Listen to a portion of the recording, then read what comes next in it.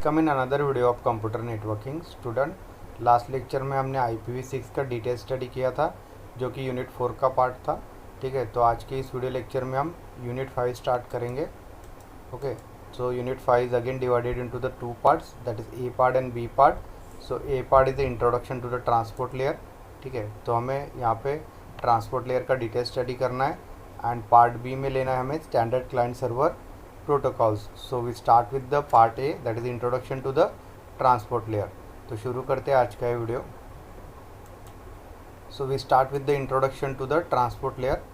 So the next layer in OSI model is the transport layer, which is the layer 4 in the OSI model. So all the modules and procedures pertaining the transportation of data or data stream are categorized into this layer. ठीक है, तो ये fourth layer है OSI reference model का, that is the transport layer, जिसका काम है कि जो भी डेटा ट्रांसफ़र होगा टू द नेटवर्क और the stream of data, okay, that can be a transfer from source to destination. So that is the main work of this transport layer. So as all other layers, this layer communicates with the peer, the transport layer of a remote host.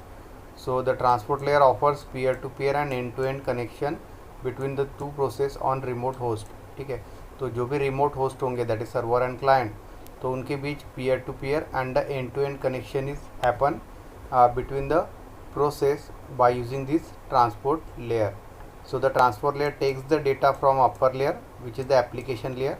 ठीक है, तो ये application layer से data लेगा, ठीक है, means from user, and then breaks it into the smaller segment, okay, like frames. ठीक है, तो जैसे हमने देखा कि जो अगर बड़ा डेटा है, big data is divided into the smaller frames of smaller size and number of each bytes and hand over to the lower layer which is the network layer for the delivery. ठीक है, तो जो भी big data होगा उसको smaller frames में divide किया जाएगा. So that will depend on the bytes and it is hand over to the network layer for the delivery of these frames or packet. So that is the introduction for the transport layer. Then we'll see the function performed by this transport layer. So first function is this layer is the first one which breaks the information data supplied by the application layer.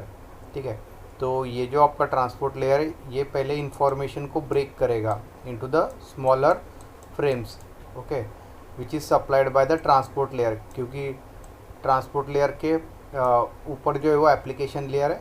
ठीक है, तो application layer से data लेके ये क्या करेगा, या information लेके उसको ब्रेक करेगा स्मॉलर फ्रेम्स में. ठीक है, एंड एप्लीकेशन लेयर को जो डेटा आएगा वो आएगा यूज़र से. ठीक है, because the application layer is the highest level layer. Okay, so in the smaller units called as a segment. ठीक है, तो स्मॉलर यूनिट को सेगमेंट कहा जाता है. It numbers every byte in the segment and maintains their accounting. So that is the first function.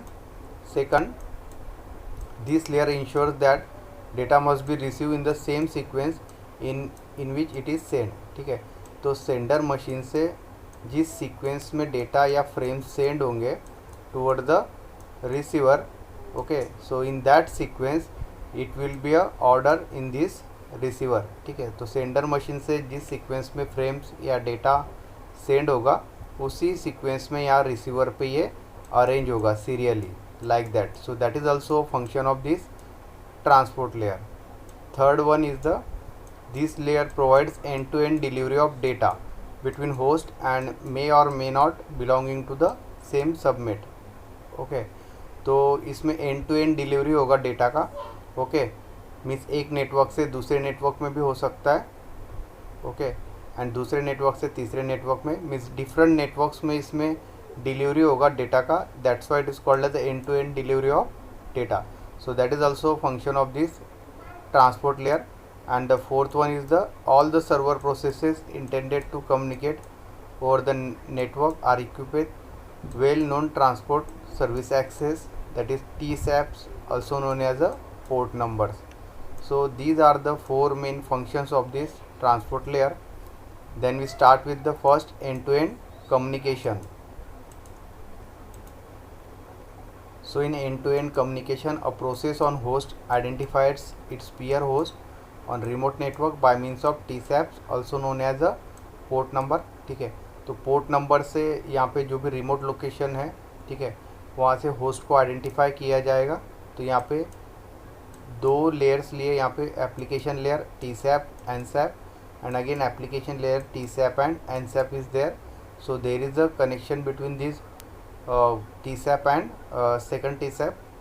So in that TSAP is a very well defined and process which is trying to communicate to its peer known as in advance. ठीक है, so for example when DHCP clients wants to communicate with the remote DHCP server, okay, suppose it is a client and it is a server model, okay, so it always requests to the port 67 when DNS clients want to communicate with the remote DNS server। ठीक है, तो यहाँ पे जो port number 67 है, so that can be used to exchange the data between this DNS, that is domain name server client and domain name server। Okay, तो उस बीच जो कम्युनिकेशन होगा that is through the this port number 67। Also the request is also on the port number 53। Okay, तो यहाँ पे DHCP client and DHCP server को अगर कम्युनिकेट करना है and this both are remotely means this client and server, so at that time the request will be on the port number 67। okay, and when the DNS client, that is domain name server client and domain name server, they are also at the remote location, so if they are communicate with each other then the port number 53 is used and the protocol used is the UDP। okay, so that is the end-to-end communication by using this transport layer।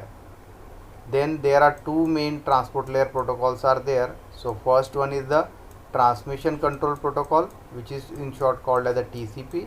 ठीक है, तो इसका हमने detail study किया है unit 1 में। And second one is the user datagram protocol, so it is also called as a UDP in short. So it provides the unreliable communication between the two host, whereas this TCP will provide the reliable communication between the two host. तो इन दोनों का हम detail study करेंगे next session में। Then we take the transmission control protocol, which is the one of the protocol of transport layer in detail। so the TCP is the one of the most important protocol of internet protocol suite। it is most widely used protocol for data transmission in communication network such as internet। ठीक है, तो internet में mostly जो data transmit होता है for that TCP protocol is use. Okay, तो अभी हम उसके कुछ फीचर देखेंगे। सो मेन फीचर जो है फर्स्ट TCP का, so TCP is a reliable protocol, means the receiver always sends either positive or negative acknowledgement about the data packets to the sender, so that sender is always get the confirmation of the data packet is reached to the destination successfully or otherwise it needs to resend it।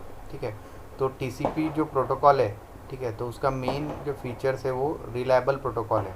ठीक है, means जैसे ही packet receive होगा receiver में, receiver will send positive और negative acknowledgement. ठीक है, तो successfully अगर रिसीव हुआ है डेटा पैकेट रिसीवर में, ठीक है, जो सेंडर ने सेंड किया है तो पॉजिटिव एक्नॉलेजमेंट सेंड करेगा रिसीवर सेंडर को। अगर वो पैकेट रिसीव नहीं हुआ है, ठीक है, करेक्टली या उसमें एरर है, तो वो निगेटिव एक्नॉलेजमेंट सेंड करेगा सेंडर को, so that the sender is always has a confirmation of the data is send और नॉट। तो सेंडर को ऑलवेज कंफर्म होगा कि उसने जो पैकेट सेंड किया है वो रिसीव हुआ है या नहीं हुआ है, या उसको वापस रीसेंड करना है, like that. So that's why TCP is the reliable protocol. Second one, TCP ensures the data reaches intended destination in same order it was send. ठीक है, तो जिस सीक्वेंस से डेटा सेंडर से सेंड किया है, ठीक है, फ्रेम्स में, वही सीक्वेंस यहाँ पे रिसीवर पे अरेंज होगा। ठीक है, so that is the second feature of TCP। Third, TCP is the connection oriented protocol. So TCP requires that connection between two remote points establish before sending the actual data. ठीक है, तो TCP जो connection oriented data है, तो सबसे पहले sender and receiver में connection बनेगा, after that the actual data will be exchange between this sender and receiver. Fourth feature, TCP provides error checking and recovery mechanism. ठीक है, तो एरर चेकिंग एंड एरर को किस तरह से रिकवर करना है, ठीक है। So this feature is also available in TCP protocol. Fifth one, TCP provides the end to end communication, जिसका एग्जांपल अभी हमने देखा एंड टू एंड कम्युनिकेशन का, ठीक है। Next one, it provides the flow control and quality of service, ठीक है। तो जो भी डेटा सेंड होगा sender to receiver by using TCP protocol, it has a flow control between the sender and receiver. Next one, TCP operates in client server that is point to point mode, ठीक है।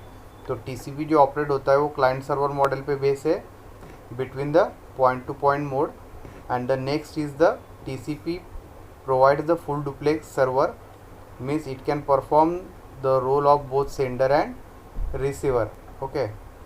तो इस condition में जो TCP protocol है वो full duplex form में काम करेगा, means it can simultaneously send and receive also, like that। So these are the main features of TCP protocol. Then we'll see the frame format, that is header frame format for this TCP protocol। तो जिस तरह से हमने IPv6 का header formats का study किया था, same यहाँ पे हम TCP का जो हेडर फॉर्मेट है उसका स्टडी करेंगे। तो सबसे मेन थिंग है the length of this TCP header, ठीक है। तो TCP हेडर का जो लेंथ है वो मिनिमम 20 बाइट्स है लॉन्ग एंड मैक्सिमम 60 बाइट है, ठीक है। Means minimum it will be 20 bytes, okay, 1 byte means 8 bits, okay, and the maximum it will be a 60 bytes। so that is the size of TCP header, ठीक है। तो यहाँ पे frame format दिया है TCP प्रोटोकॉल का।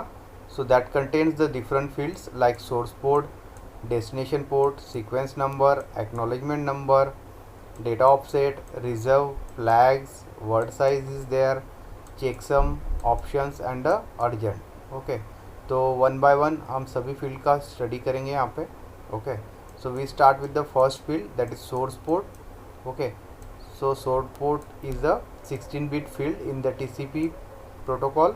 सो it identifies the source port of the application process on the sending device, ठीक है।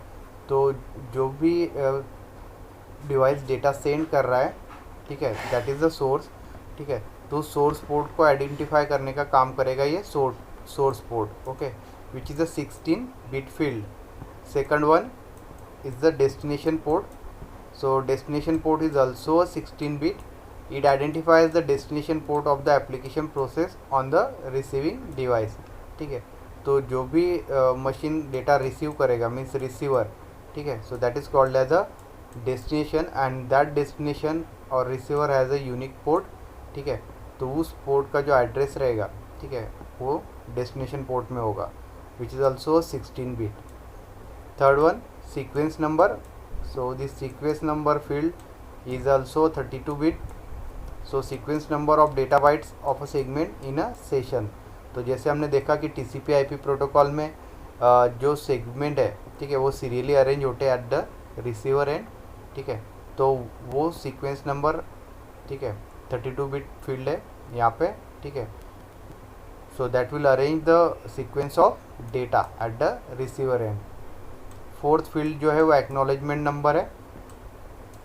so this is also a 32 bit field। when the acknowledgement flag is set, the number of contains the next sequence number of data byte expected and works as the acknowledgement of the previously received data, ठीक है।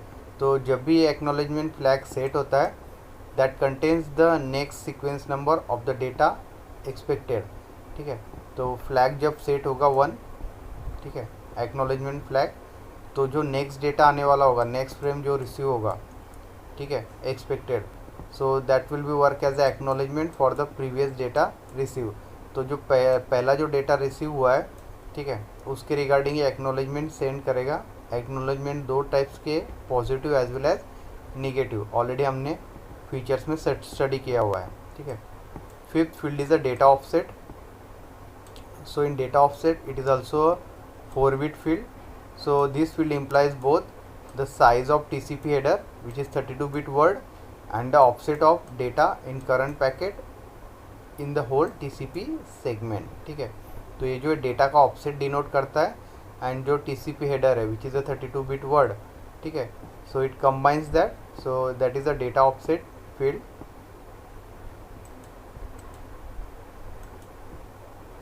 Next field is a reserve, which is a 3-bit, so that field is reserved for the future use. All are set to 0 by default. ठीक है, तो reserve जो field है वो 3 bit का है एंड वो रिजर्व किया है फ्यूचर पर्पज़ के लिए and all the bits are set to the 0 in this reserve field. Next is the flag. Flag is a 1 bit for each, so it has a different fields, that is NS, CWR, EC. okay, URG means urgent acknowledgement, this is push, and reset flag is there. Okay, so flag denotes the status simply. Okay, and it can be a set and reset by making the field as a or flag as a 0 or 1. Next field is a window size. So this field is used to flow the control between two station and indicates the amount of buffer the receiver has allocated for a segment. ठीक है, तो window size meaning is flow control between the to station, means sender and receiver का जो data rate होगा, ठीक है, या speed होगा. Okay, that can be a control through this window size. Okay, so that indicates the amount of buffer. Buffer is nothing but the memory which is in the byte. Next field is a checksum. So this field contains the checksums of header, data and pseudo headers. Okay, so हमने already study किया है checksum से हम error detect कर सकते हैं. ठीक है. Next one is the urgent pointer field. So it points the urgent data byte if URG flag is set to 1. ठीक है, तो ये एक तरह का फ्लैग है. अर्जेंट मीन्स पॉइंटर है. So when this pointer is set to 1 we know that that data is urgent. ठीक है, तो वो डेटा अर्जेंटली यहाँ पे प्रोसेस होगा. And last is the option. So it facilitate the additional option which are not covered by the regular header. Option field is always describe as a 32-bit word. तो इसका जो field format है that is a 32-bit word का है option field. ठीक है, and that contains the data less than 32-bit. ठीक है, तो इसमें जो डेटा रहेगा that is the less than 32-bit and this is use for the additional purpose. Okay, so this is the detail study of this TCP/IP protocol, which is the one of the protocol of the transport layer.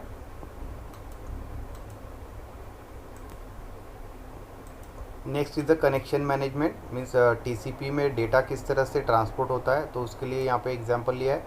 One is initiator, second is responder. Means simply sender and receiver is there and in between that the handshaking process will be done. So the TCP communication works in client server model. ठीक है, तो ये client server model है suppose. ठीक है, so the client initiate the connection and the server either accept और rejects it. ठीक है, suppose it is a client and it is a server is there. ठीक है, then first this client will send the request and the server will acknowledge it by sending the acknowledgement. okay, तो यहाँ पे first client को अगर data send करना है तो वो सिंक्रोनाइजेशन रिक्वेस्ट सेंड करेगा सर्वर को. After receiving this synchronization request server will send the synchronization request plus acknowledgement which is a positive acknowledgement if this synchronization request is successfully received. ठीक है, तो ये क्लाइंट को वापस सेंड करेगा.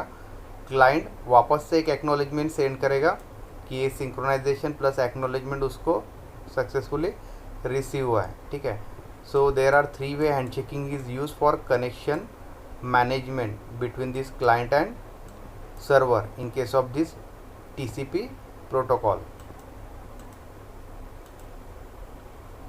तो इसमें फर्स्ट फेज जो है वो एस्टेब्लिशमेंट है. ठीक है, जैसे अभी हमने देखा कि सिंक्रोनाइजेशन सिग्नल सेंड किया है क्लाइंट ने सर्वर को. ठीक है, after that the server will respond to this synchronization signal with the acknowledgement. After that again this client will send the acknowledgement to the server like that. Then after that second is the release. Either server or client can send the TCP segment with the fin flag set to 1. So when the receiving end respond it will back to the acknowledging fin that the direction of TCP communication is closed. This fin means finish flag. ठीक है, तो इस तरह से server या client का अगर data या जो भी उनका कम्युनिकेशन है वो होने के बाद either the server or client can send this finish flag set to 1, means the data is successfully sended by the sender or from client to the sender or from server to the client, like that. And after that the TCP communication is closed in between the server and client. So that is the process of release.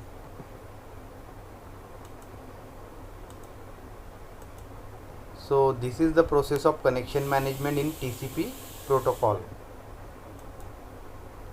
तो आज का video lecture हम यही and करते हैं. Next video lecture में हम UDP protocol का डिटेल स्टडी करेंगे.